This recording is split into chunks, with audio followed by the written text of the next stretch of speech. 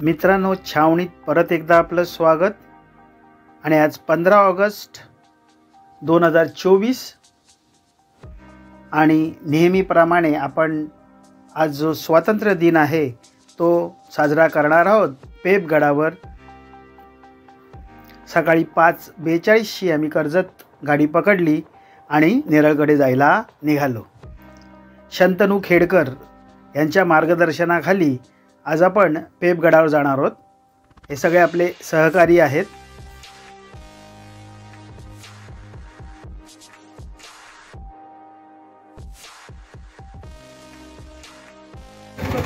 नेरळ ते फणसवाडी हे अंतर मात्र तुम्ही रिक्षाने जा, हे जवळजवळ 4 ते 5 किलोमीटर आहे। मित्रांनो, छावणीत परत एकदा आपलं स्वागत। आणि आपण आज चाललोत पेब या दुर्गाची भ्रमंती करायला। आपण ठाण्यावरून नेरळला आलो, नेरळवरून फणसवाडीत आलो आणि फणसवाडीतून आता आपण पेब या गडावरती जाणार आहोत। पेब दुर्गावरती जर तुम्हाला जायचं असेल तर 2 मार्ग आहेत। एक मार्ग आहे नेरळवरून आणि दुसरा माथेरानवरून। तुम्ही नेरळवरूनच जा, अंतर जास्त आहे पण डोंगर यात्रा करायला सुद्धा खूप मजा येते। आणि दुसरी गोष्ट, तुमचा संपूर्ण गड बघून होतो। माथेरानवरून आल्यावर मात्र तुम्हाला कड्यावरच्या गणपतीकडे जावं लागतं आणि मग तिकडनं वळसा घेऊन मग दुर्ग फिरायला फार वेळ लागतो। मित्रांनो, हा पूल आहे। हा पूल आल्यानंतर तुम्हाला डाव्या बाजूला वळायचं आहे। माझे सहकारी सगळे येत आहेत।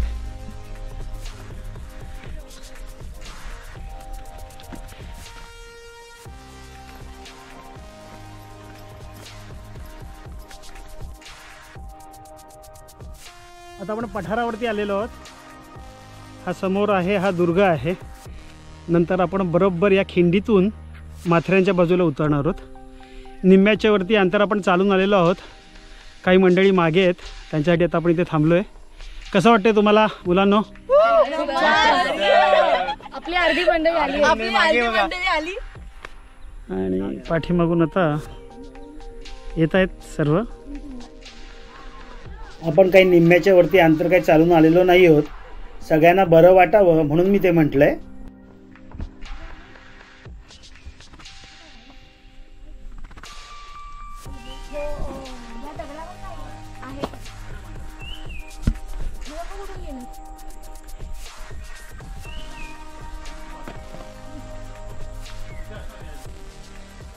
नाही, चला बरोबर आहे बाळानो, नाही चला बरोबर।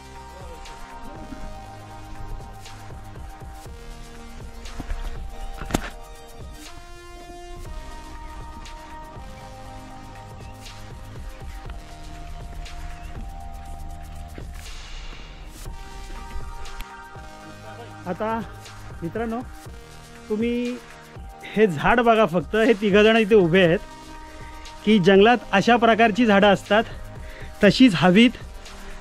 कोणीही जंगलतोड करू नये ही सगळ्यांना विनंती। अशी किती लाखो वर्ष का हजारो वर्ष, तर मला माहिती नाही किती वर्षाचं हे झाड असेल। हे 3 आहेत तरी त्याचा खोड एवढा मोठा आहे। तुम्ही जर वरती बघत असाल तर हे अतिशय उंच असं वाढलेलं आहे आणि केवढं मोठं आणि प्रचंड असं हे झाड आहे। रात्री मुक्काम करायलाही हरकत नाही। इथे तुम्ही तंबू टाकून सुद्धा झोपू शकता। आणि नीट बघाल तर इथून तुम्ही एक छोटासा रस्ता सुद्धा आहे, इथून तुम्ही जाऊ सुद्धा शकता। मित्रांनो, निसर्गात फिरताना, गडभ्रमंती करताना तुम्हाला एवढं मोठं झाड मला वाटत नाही कधी बघितलं असेल तुम्ही।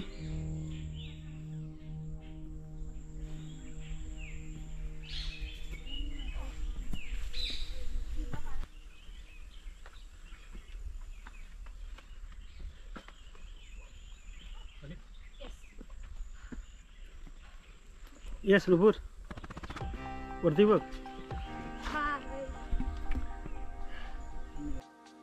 आता आपण खिंडीच्या दिशेने निघालोय। पेब गडावर जायला सुद्धा पुष्कळ वेळ आणि चढ सुद्धा आहे। खिंड म्हणजे 2 डोंगरांमधील जी जागा असते त्याला खिंड म्हणतात।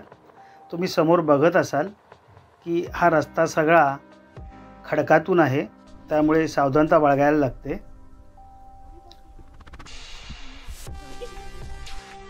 मित्रांनो, आता आपण खिंडीत आलो आहे.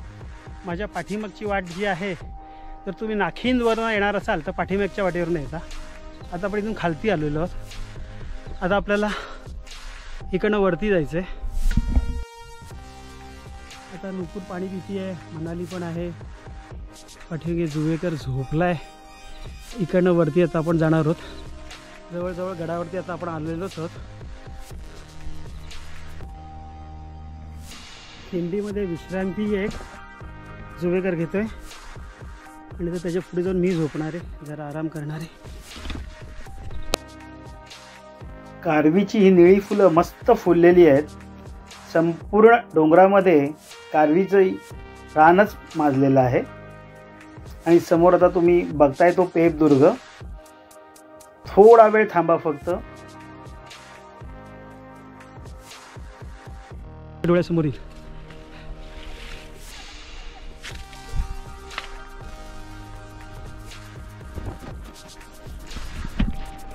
भ्रमंती करताना निसर्ग सौंदर्य, असे खेकडे यासारखे प्राणी दिसतातच. सुनील आता मार्गक्रमणा करतोय पुढची. त्याच्या मार्गदर्शनाखाली आम्ही जाणार आहोत. अतिशय कठीण पॅच आहे. सावकाश. गड आपलाच आहे. ही वरती दोरी दिसते, ही दोरी पकडून तो वर जाणार आता.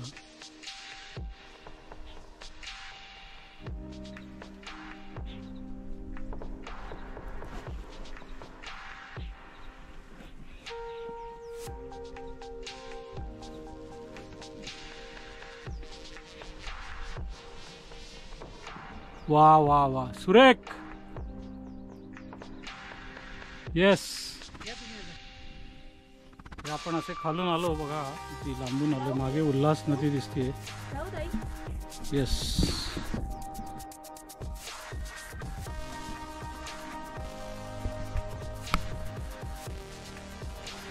ठाण्याची हिरकणी आली आली, गेली गेली गेली हिरकणी वरती. शेवटचा सुळका हिरकणी चढते दोरखंडाच्या साह्याने.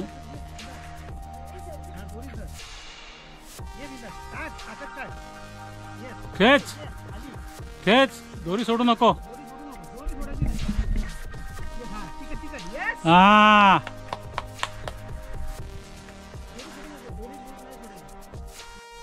दोरीवर जोड दे.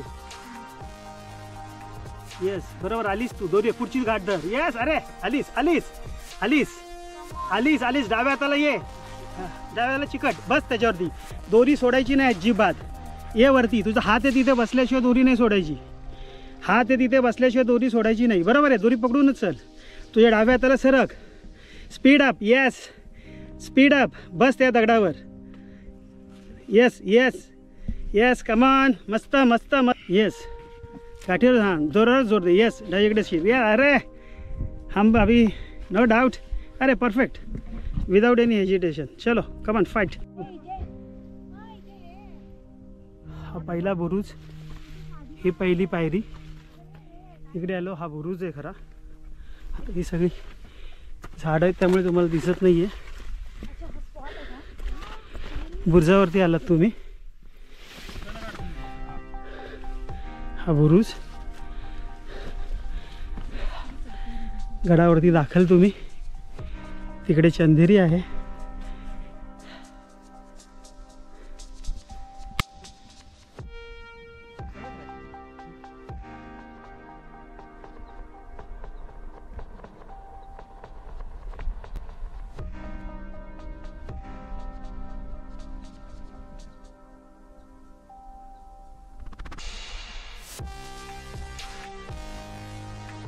मित्रांनो, एक गोष्ट कधीच विसरू नका. आज महाराज होते म्हणून आपण आहोत. म्हणून प्रथम वंदन महाराजांना आणि दुसरा आपला भगवा ध्वज.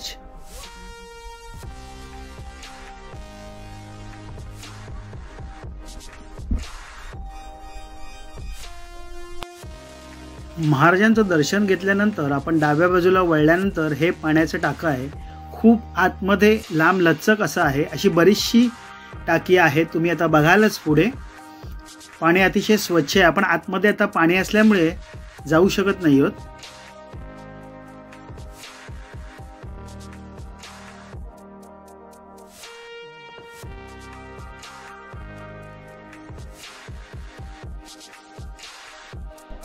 अशा तऱ्हेने आपण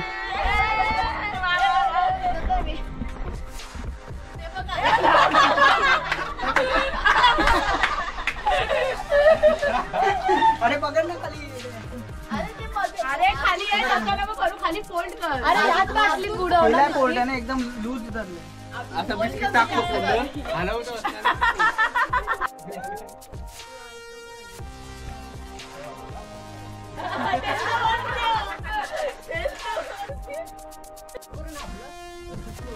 तर ह्या दोन मुलींच्या पाठीमागे सुद्धा एक छोटीशी गुहा आहे. त्यातून पण आत शिरणार आहोत. हे आतमध्ये जाते. आतमध्ये जाऊन आम्ही बघितलं. तुम्हाला येथे सुद्धा रांगत जावं लागतं.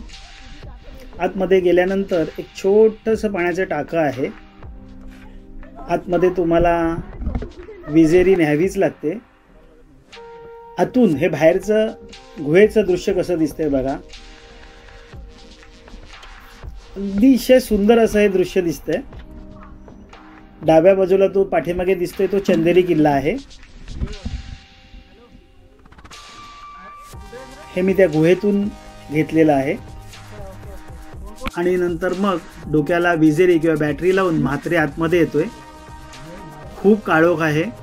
अशा ठिकाणी जाताना नेहमी विजेरी घेऊन जावी, कारण सरपटणाऱ्या प्राण्यांचं भय असतं. एकदम आत कधीच जाऊ नये. पाण्याचं टाकं बघून आता आपण परत बाहेर जातोय. मी परत एकदा सांगतो, अशा ठिकाणी शिरताना तुम्हाला सावधानता ही बाळगायलाच पाहिजे.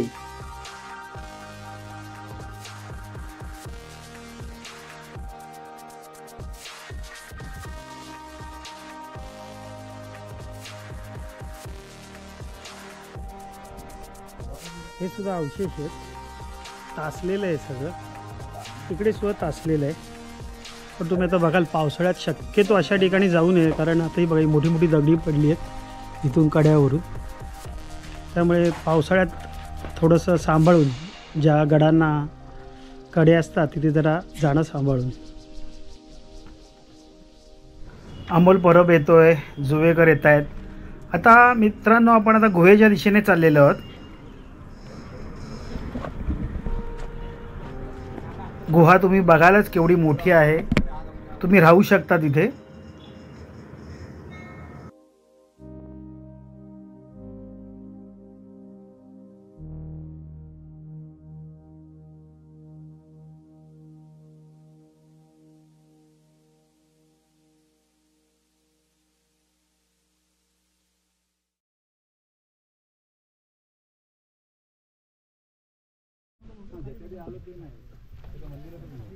रस्ता आहे वरतूनच आहे ना. अमोल वरतूनच रस्ता आहे.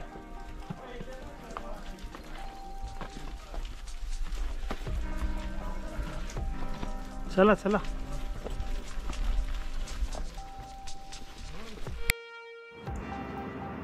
आता आपण चाललोय गुहेच्या दिशेने. खूप मोठी गुहा आहे ही. आपण बघणारच आहोत ती. येथे गेल्यानंतर सुद्धा आपल्याला महाराजांची मूर्ती बसवली आहे, त्याचं दर्शन घेणार होतं आपण. आणि मग ते दर्शन घेऊन आपण गुहेच्या दिशेने जाणार आहोत.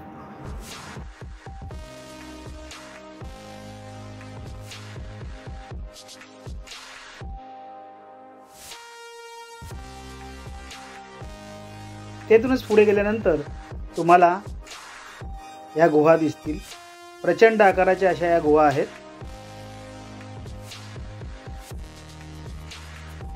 बाप रे, केवढी मोठी गुहा. कमीत कमी 50 ते 100 लोक राहतील एवढी मोठी गुहा तर निश्चितच आहे. आणि अतिशय सेफ आहे, स्वच्छ आहे. अच्छा, इथून पलीकडे जायला मार्ग सुद्धा आहे वाटतं. होय, म्हणजेच एका गुहेचे त्यांनी 2 भाग केलेले आहेत. प्रचंड आकाराची गुहा आहे. इथे तुम्ही राहू शकता. 50 ते 100 जण तर आरामात राहतील, एवढी मोठी गुहा आहे.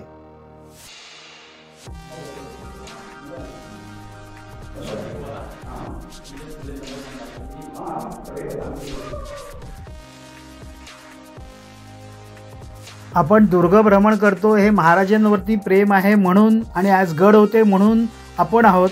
पण त्याचबरोबर हे समोरचं निसर्ग सौंदर्य आहे हे सुद्धा आपण बघायलाच पाहिजे.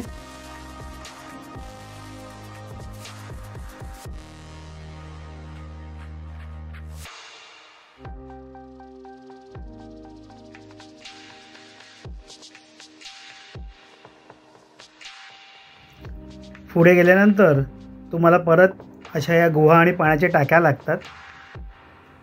पावसाळा असल्यामुळे चिकटपणा पुष्कळ आहे, त्यामुळे सांभाळून जावं लागतं.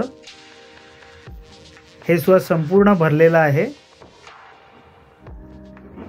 तिकडनं पुढे गेल्यानंतर तुम्हाला पलीकडच्या बाजूला जाण्यासाठी हा रस्ता आहे. येथे सुद्धा चिकट पुष्कळ आहे, घसरून पडण्याची शक्यता जास्त आहे, त्यामुळे जरा सावधानतेनेच जायला पाहिजे.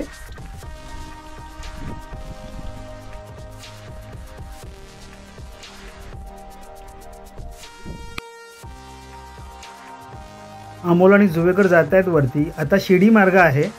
इथं पूर्वी ते वरती जायला शिडी मार्ग नव्हताच, कारण संरक्षणासाठी ही भिंतच बांधलेली होती. आता शिडीमुळे सोपं झालं आहे. आपण गडाच्या पलीकडच्या बाजूला जाऊ शकतो.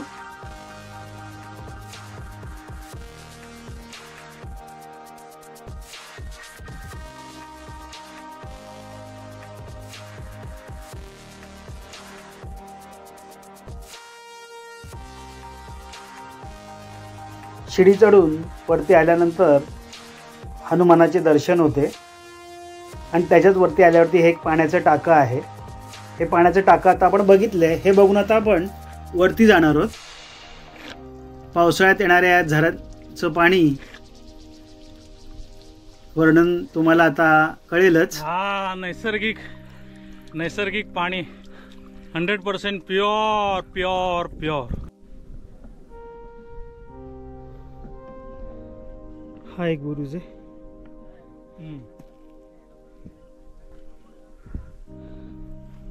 इकडनं आता आपण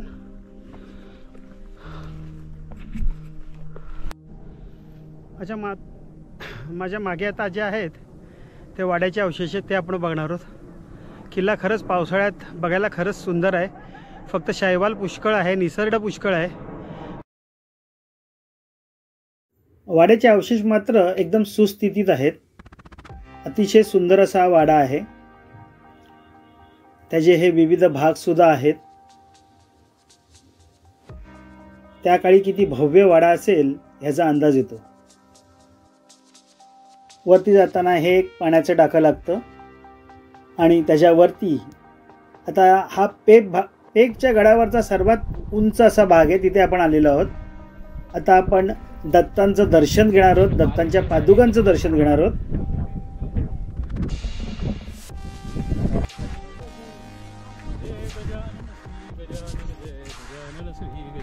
जय गजानन श्री गजानन. छत्रपती शिवाजी महाराज की जय. जय भवानी. वरती गेल्यानंतर आपण पादुकांचं दर्शन घेतोय आणि दत्त आपलं दैवत त्यांचं दर्शन घेतोय.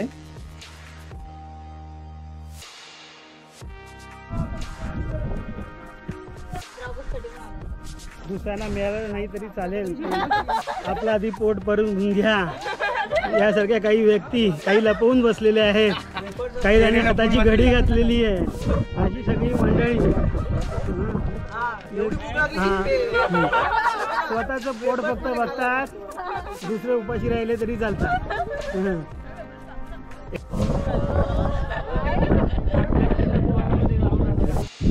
भारत माता के छत्रपती शिवाजी महाराज के वंदे मातरम.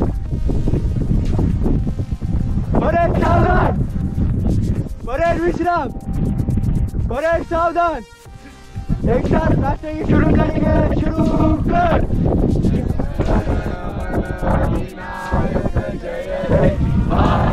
भाग्य विधाता पंजाब सिंधु गुजरात मराठा उत्तर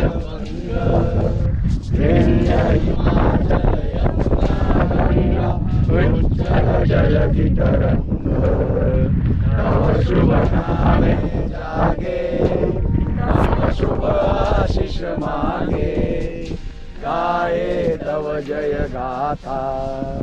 जनगण मंगलदायक जय हे भारत भाग्य विधाता, जय हे जय हे जय हे जय जय जय जय हे। भारत माता की जय, भारत माता की।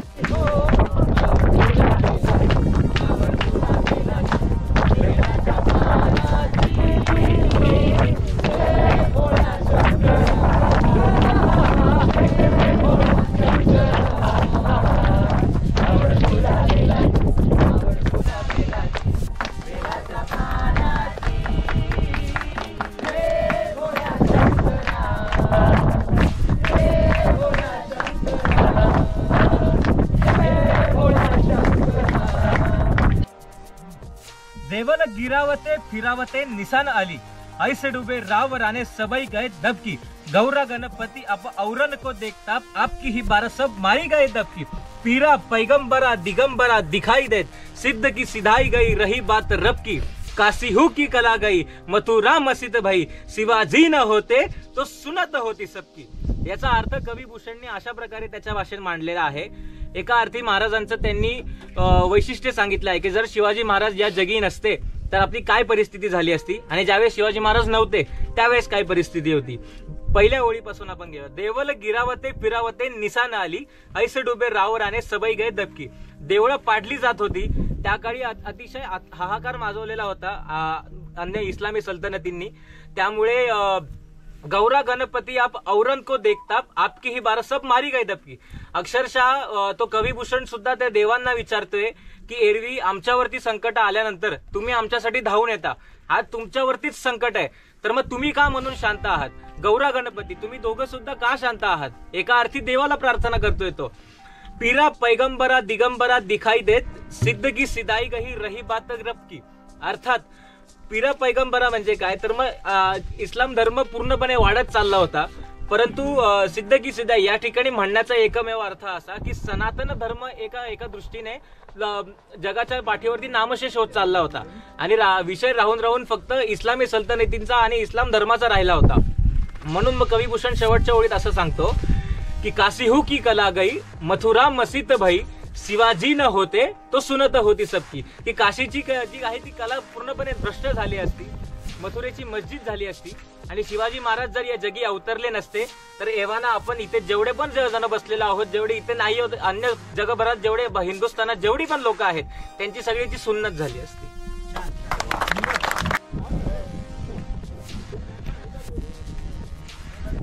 नमस्कार दर्शको, आज आहे भारतीय जनतेचा सगळा देशाचा स्वातंत्र्य दिन। आज आहे 15 ऑगस्ट 2024 आणि आपण आज पेब दुर्गावरती आहोत। एक अवघ्या वेगळे आपण हा स्वातंत्र्य दिन साजरा करतोय। या पेब दुर्गावरती फक्त आणि फक्त हिंदू समाजाच्या, हिंदू सिंधवी स्वराज्याच्याच खाणाखुणा आहेत, इतर कोणत्याही खाणाखुणा नाहीत।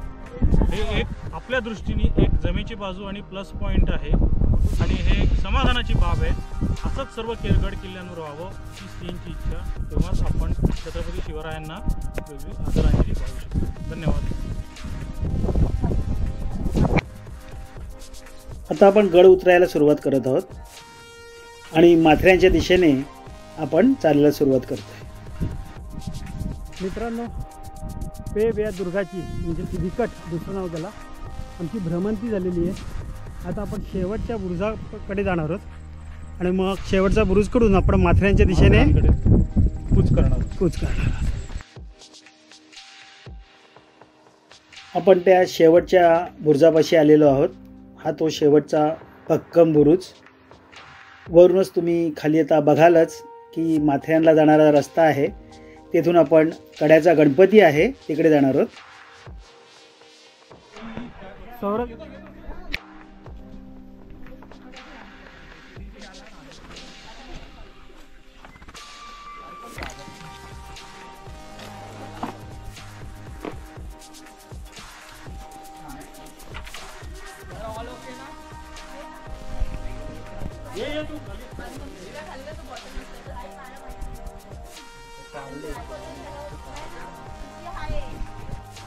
मित्रांनो, ही अशी भिंत आहे संपूर्ण जे संरक्षणासाठी बांधलेली आणि आता ही शिडी आहे. आता शिडीवरून हे सगळे खाली उतरत आहेत. समजा ही शिडी नसती तर इकडनं गडावरती जायला रस्ताच नसता. जे थोडक्यात आर्किटेक्चरल वर्क कसं होतं तुम्ही बघा.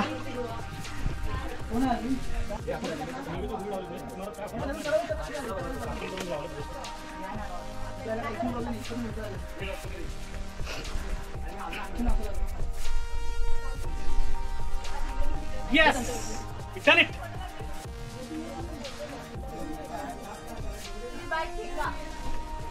आदित्य, कसा वाटला तुला हे गिरीभ्रमण? कसं वाटलं तुम्हाला सगळ्यांना?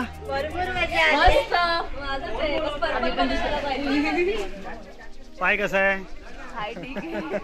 कसं वाटलं तुम्हाला? अतिशय छान ट्रेक आहे.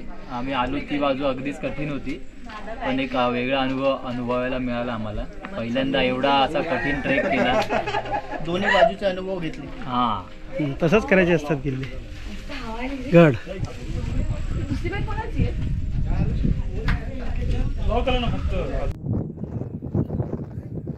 माथेरानकडून दिसणारं पेबगडाचं दर्शन हा शेवटचा बुरुज. आता आपण चाललोय कड्यावरील गणपतीचं दर्शन करायला. कड्यावरील गणपतीचं दर्शन करायला खूप भाविक येतात.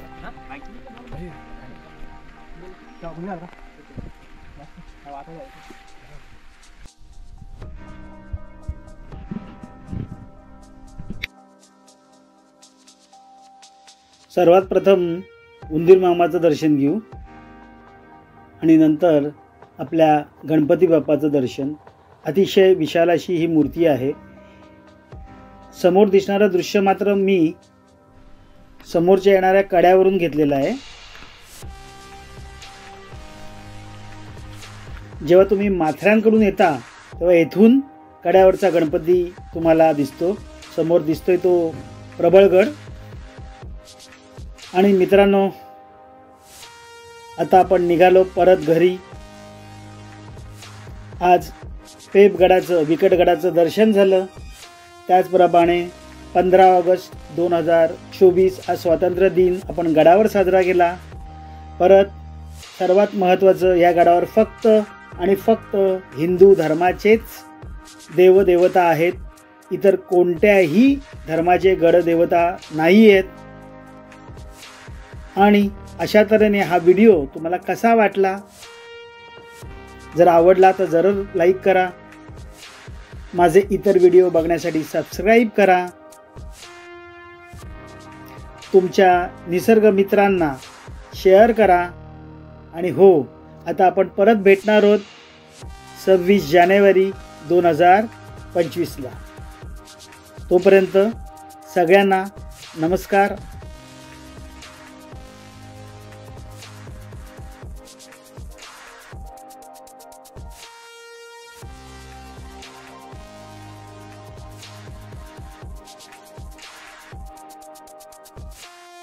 आणि आता पाठीमागून उजव्या हाताला जो निळा टी शर्ट घालून आलेला आहे, भारत लिहिलेला आहे, तो मला परत विचारेल कुठे जायचं आणि सर्व ठरवेल मात्र तोच, असा आमचा लाडका शंतनू.